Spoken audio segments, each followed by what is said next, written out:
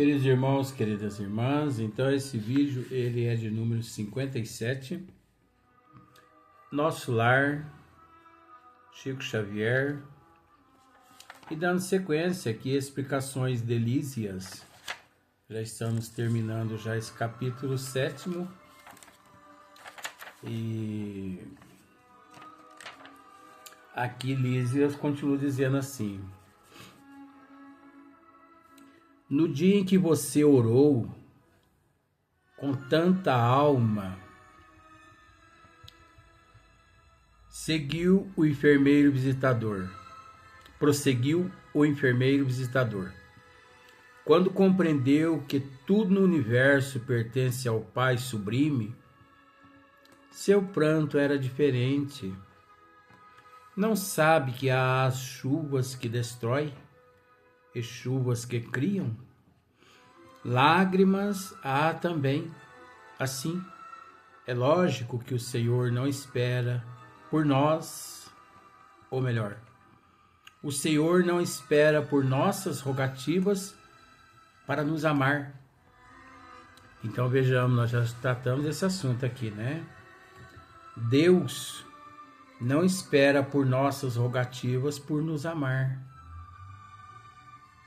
porque Deus sempre nos amou, independente. Amor é uma coisa, agora ser acomodado é outra totalmente diferente. Então, independente de nós amarmos, gostarmos, considerarmos Deus, Ele nos ama. Agora, conforme já dissemos nos vídeos anteriores, né? Nós temos que fazer por merecer, já que a evolução depende de nós, a melhora depende de nós, não depende de Deus. Deus é imparcial, por isso que Ele é a inteligência suprema, Ele é a causa primeira de todas as coisas. Deus é imparcial, Ele é incondicional. Deus não julga, Deus não condena, e sim nos dá condições e meios para que possamos nos redimirmos. Agora,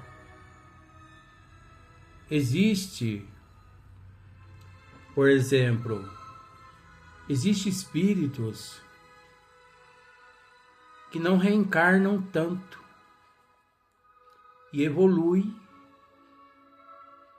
ao ponto de não precisar mais reencarnar em planetas, em corpos físicos,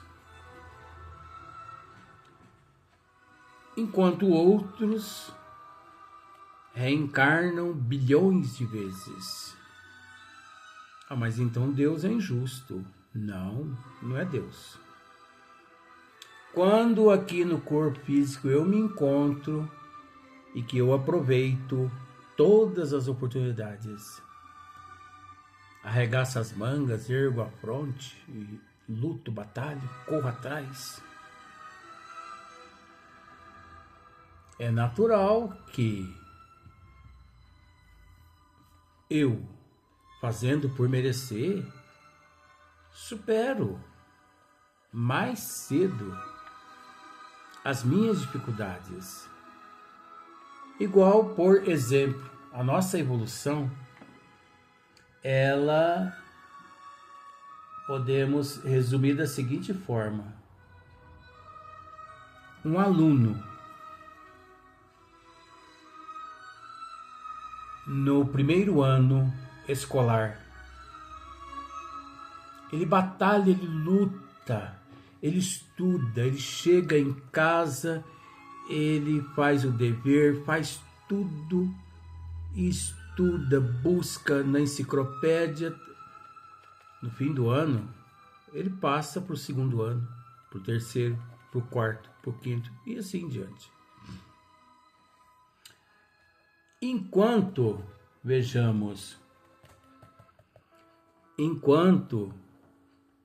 existe aqueles que são reprovados no fim do ano. Mas por que existem alunos que são reprovados no fim do ano? Reprova escolar, que eu quero dizer. Porque fica dentro da sala de aula jogando aviãozinho um no outro, jogando papel no outro, algazarra, bagunça, jogando bolinha de papel, fica brincando. Vai na sala de aula para brincar. Vai para o recreio, brinca. Volta para a sala de aula, brinca. Fim do ano, submetido às provas, 0. Ou notas baixas, que não garante a ele passar para o próximo ano. No próximo ano, tá ele de volta lá no primeiro ano escolar. Enquanto aquele estudioso vai para o segundo. Em vez do outro ir também para o segundo, ele volta para o primeiro ano também. De novo. E assim sucessivamente. No próximo ano, aquele muito estudioso vai para o terceiro ano. O outro brincou novamente e volta para o primeiro ano novamente. O outro vai para o quarto ano. Ele brincou novamente e volta novamente para o primeiro ano escolar. Então a tendência desse que estuda demais é reencarnar menos. Mas menos por quê? Porque Deus o privilegia? Não. Porque ele batalha, porque ele luta. Você acha que nosso Senhor Jesus Cristo, no processo evolutivo dele, você acha que ele reencarnou tanto quanto nós já reencarnamos? Não. Porque segundo Emmanuel, nosso Senhor Jesus Cristo, desde o princípio, ele seguiu em linha reta. Ele não brincou. Seguiu em linha reta. Ele não se deteve. Ele não parou embaixo das copas das árvores para gozar a vida. Ele sempre foi um ser muito sério, muito competente, um aluno muito exemplar. Enquanto nós estamos aqui batalhando. Mas devemos dar graças a Deus, né? As condições que Deus nos proporciona. Porque do mesmo modo, conforme nosso Senhor Jesus Cristo chegou onde ele chegou hoje, nós também podemos chegar. Só que é preciso entender que quando nós chegarmos onde o Cristo hoje se encontra, é natural. É natural, o Cristo vai estar bilhões de quilômetros à nossa frente. Porque o progresso, ele progride, ele evolui incessantemente. O progresso não para, a evolução não para, não cessa, não é mesmo? Então, lágrimas há também assim. É lógico que o Senhor não espera por nossas rogativas para nos amar.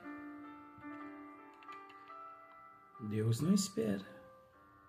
No entanto, é indispensável nos colocarmos em determinada posição receptiva a fim de compreender-lhe a infinita bondade. Tá vendo?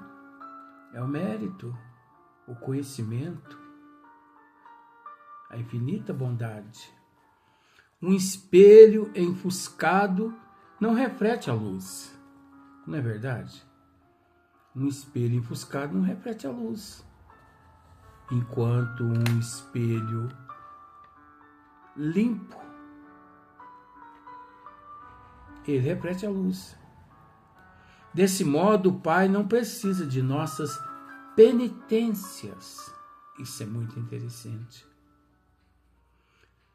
O Pai não precisa de nossas penitências. Mas convenhamos que as penitências prestam ótimo serviço a nós mesmos.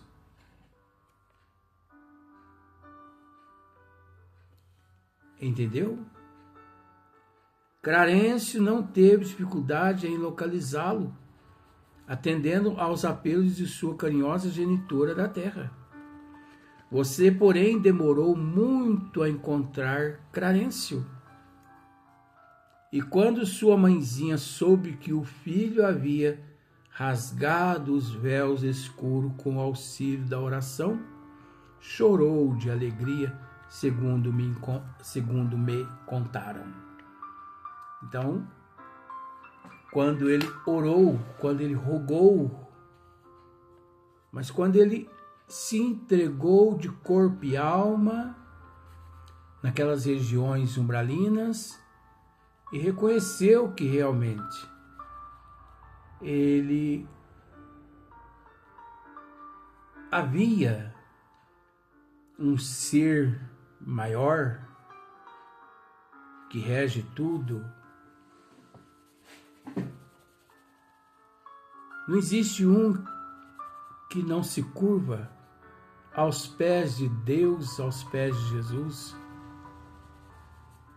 Pode demorar um pouco, não tem problema. Depende da pessoa. Mas um dia todos nós havemos de nos curvar. Mais cedo ou mais tarde. Ah, eu não me curvo. Continue sofrendo então. Tem que dizer assim para essas pessoas. Eu não me curvo aos pés de Deus e de Jesus nunca. Não. Dizer nunca é ignorância. Porque nós não temos noção de infinito. Nós não temos noção de espaço e nem de tempo. Só Deus e Jesus é que tem. Ah, Luiz, os cientistas têm. Não. É preciso entender o seguinte, que espaço, tempo, eternidade,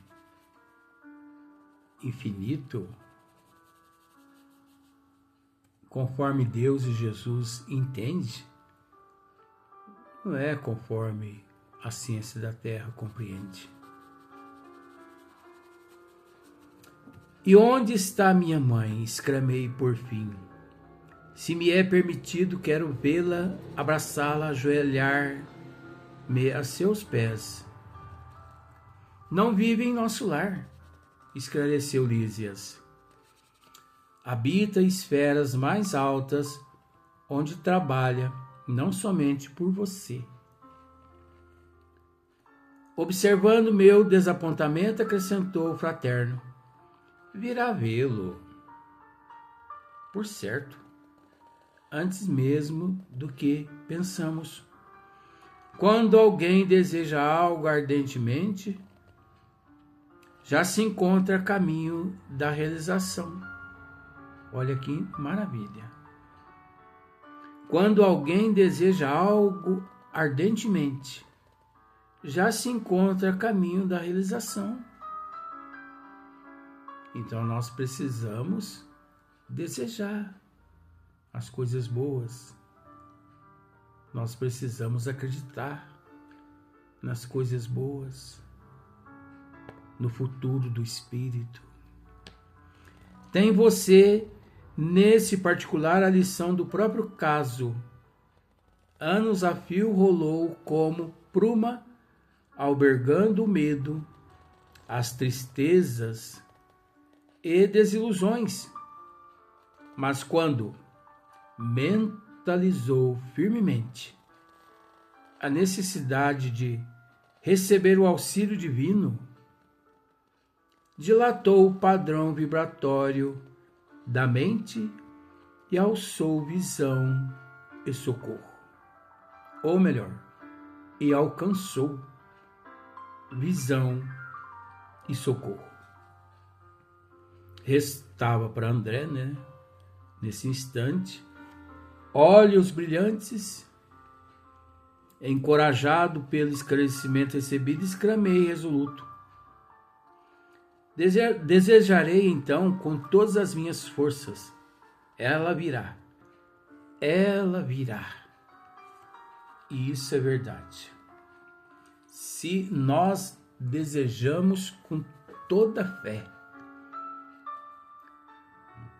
mas aquela fé que remove montanhas,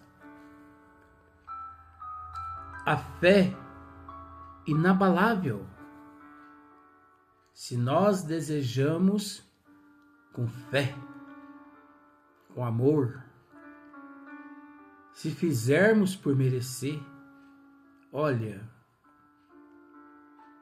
nós superamos tudo quanto é dificuldade, tudo quanto é aperto. Porque é preciso entender, gente, uma coisa. A falta de conhecimento nossa aqui na Terra nos leva a pensar que nós retornamos ao corpo físico para sofrer. Não. Ninguém retorna ao corpo físico para sofrer. O sofrimento é uma opção nossa. Na verdade, o sofrimento é uma escolha nossa. Nós que escolhemos sofrer. Porque ninguém retorna ao corpo físico para sofrer, e sim para resgatar, para expiar, para provar. O que nem sempre se resgata nem sempre se resgata e nem sempre se expia e nem sempre se prova pela dor. Há possibilidade de resgatar, de expiar, de provar pelo amor.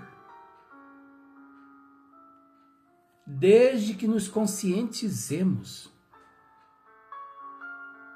da importância do amor divino. Ajuda-te que o céu te ajudará. Mas acontece que ao chegar aqui no corpo físico, aquelas milhões de promessas que fizemos lá, aqui nós esquecemos. Esquecemos por alguns motivos. Primeiro, pelo véu do esquecimento do passado. Mas, segundo, pelo comodismo. E, ao mesmo tempo, nos acovardamos no desculpismo pelos motivos os quais os vícios que nós trouxemos nessa nossa bagagem e que aqui nos iludimos através das fantasias, dos desejos. Então nós passamos a sustentar todas essas impurezas. E é aí que vem o preço. Porque nós fugimos dos desígnios. Pense numa... Você conhece, eu não sei se você conhece, eu vou usar um termo aqui, eu não sei se você conhece, porque eu sou da roça, né? Vivi na roça quando criança. Antigamente, nas roças, para atravessar um rio, um corguinho, né? Um corguinho de água, largura mais ou menos de 2 metros, 3 metros de comprimento. Eles colocavam um pau, uma madeira ali, um pau bem grosso mesmo, e eles chamavam aquilo ali de pinguela. Você já ouviu falar em pinguela? Se você nunca ouviu, me desculpe. Pinguela. Só que eles pregavam alguns paus naquela madeira para fazer espécie assim de um corrimão. Eles pregavam várias madeiras assim no vertical e depois uma madeira comprida no horizontal para a pessoa firmar em cima daquele pau roliço. Essa é a nossa programação reencarnatória. Nós nascemos, nós retornamos ao corpo físico para atravessarmos essa pinguela segurando nesse corrimão. Mas acontece que chega aqui, nós, por ignorância, batemos no peito, excesso de orgulho, egoísmo, inveja, ciúme e avareza, e dizemos assim: eu sou super-homem, eu não preciso de Deus, nem de Jesus, eu não preciso de ninguém, eu quero que o mundo exploda. Pessoa orgulhosa é assim, egoísta também, porque é através do egoísmo que surgem as guerras aqui na Terra. Aí essa pessoa vai lá, nessa ponte dele, e arranca essas tábuas, essas madeiras, vertical e horizontal. E ele tenta passar sobre aquela madeira roliça até o meio do rio. Ele consegue ir, aquela madeira. Depois ele fica meio que sonso e ele acaba caindo dentro daquele rio, daquela poça de lama e tudo. Simbolicamente, quando retorna à pátria espiritual, retorna milhões de vezes pior que quando reencarnou. É o símbolo da reencarnação que eu quero dizer. Então aqui nós nos iludimos com uma facilidade imensa. Tudo para satisfazer os prazeres da carne, que na verdade não é prazer da carne, e sim os prazeres do espírito primitivo. Porque muitas pessoas dizem assim: ah, mas o sexo, a bebida, a droga satisfaz os prazeres da carne. Não. Satisfaz o prazer da alma primitiva. Porque é a alma que deseja o sexo. É a alma que deseja a droga. É a alma que deseja a prostituição. É a alma que deseja a cachaça. É a alma que deseja matar e roubar. O corpo é apenas um veículo. O corpo é apenas um veículo. Pensemos da seguinte forma: não existe o revólver? Pois bem, existe a bala. A bala é a alma. O revólver é o corpo físico. É um conjunto.